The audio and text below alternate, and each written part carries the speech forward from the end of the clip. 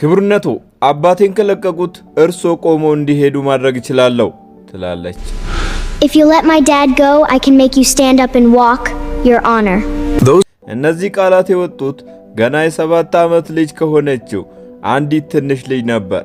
ድምጿ ጮክ ያለ አልነበረም። ነገር ግን እስከ መጨረሻው ተወጥሮ እንደተለቀቀ ቀስት ያለ የውጥረት ኃይል ነበረው። ምንም ነገር እንደማይቀራት ሁሉ ያላትን ሁሉ አሟጣ እንደምትጠቀም ሰው አይነት ኃይል የፍርድ ቤቱን አዳራሽ ሰንጥቆ በማለፍ ያንን ፍርድ ቤት ከመሰማቱ በፊት ያለውን ትንፋሽ የሚሰርቅ አስፈሪ ዝምታ በጣጠሰው። ያገኘችው መልስ ግን በሚያቆስል ቅዝቃዜ የተሞላ አንዲት አረፍተ ነገር ነበረች። ይህ የፍርድ ቤት እንጂ የተንኮል ቦታ አይደለም። ተአምራት ሕግን አይለውጠውም። በሚቀጥለው ሰከንድ መላው ክፍሉ በጩኸት ታወከ። ጠበቆች ተሳለቁ። የሪፖርተሮች አይኖች በደስታ በርተው የኮምፒውተሮቻቸውን ቁልፎች ይደበድቡ ጀመር። አንዳንዶች ደግሞ እንደ ቀልድ እየቆጠሩት ዘና ብለው በሩቅና በደረቅ እይታ ይመለከቱ ነበር።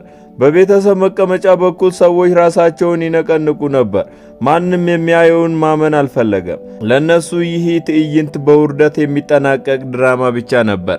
ያረጀ ቀሚስ የለበሰች በስራ የዛሉና የተቦረበሩ ጫማዎችን ያደረገች አንዲት ትንሽ ልጅ ሆኖም ግን በሁሉም ፊት ሊፈጸም የማይችል የሚመስል ቃል ገባች። ለ15 ሙሉ ዓመታት በዊልቸር ላይ የተቀመጠውን ሰው እንዲቆም ማድረግ እንደምትችል ተናገረች። ያ ሰው ዳኛ ፋውስቶ ነበር። እሳቸው ጭካኔ የተሞላበትና ርህራሄ የሌለው ውሳኔ በመስጠት የሚታወቁ ዳኛ ነበሩ። ለ15 ዓመታት ከዛ ወንበር ላይ ተነስተው አያውቁም። በንቀት ወደ ልጅቷ ተመልክተው ግንባራቸውን ቋጠሩ። ድምፃቸው ምንም አይነት እሽታ አልነበረውም። ልጄ፣ ይህ ፍርድ ቤት ነው እንጂ ሰርከስ ቤት አይደለም። ምንም ብቲ አባትሽ መቀጣቱ አይቀርም። ይህንን የሚያቆም ምንም አይነት ተአምር አይኖርም ይሏታል። ንግግራቸውን ሲጨርሱ ሳቁ እንደገና ተሰማ።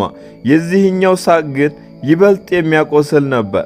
በተከሳሹ ጠረጴዛ ላይ አባቷ በካቴና ታስሮ ተቀምጦ ነበር። ያለ ቃል ያለቅሳል። የሚያለቅሰው ግን ቅጣቱ ፈርቶ ሳይሆን ልቡ ሰውየው ለልጁ በሚመልሱ ቃላቶች እየተሰበረ ስለነበር ነው። የገዛ ልጁ በጎልማሶች ፊት መሳቃ ስትሆን እያየ ነበር። ለመቆም ሞከረ። ነገር ግን የቀዘቀዘው ሰንሰለት ወደ ኋላ ጎተተው። በቃሽ የኔ ማር፣ በእኔ ምክንያት እዚህ ጋር ራስሽን አታዋርጂ ይላታል። ቬሮኒካ ግን አንድም እርምጃ ወደ ኋላ አላፈገፈገችም። ወደ ፍርድ ቤቱ መሃል ተጠግታ ቀጥ ብላ ቆመች። ራሷን ቀና አድርጋ ዳኛውን አይናቸውን ተመለከተች። ቀስ ብላና በግልጽ እንዲህ አለች፣ እንዲሄዱ ላደርጎት እችላለሁ፣ ግን እባክዎን መጀመሪያ አባቴን ይልቀቁት ትላለች።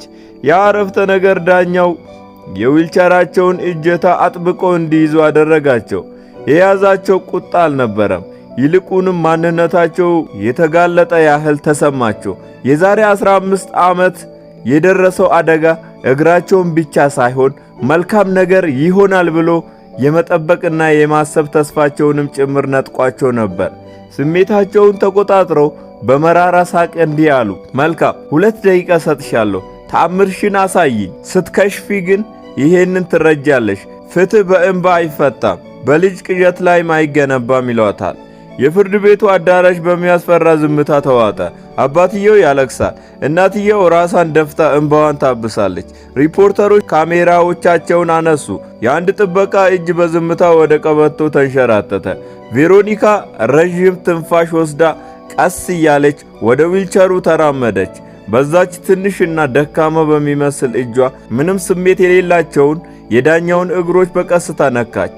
መላው ክፍሉ ትንፋሹን አቆመ። አይኖቿን ጨፈነች።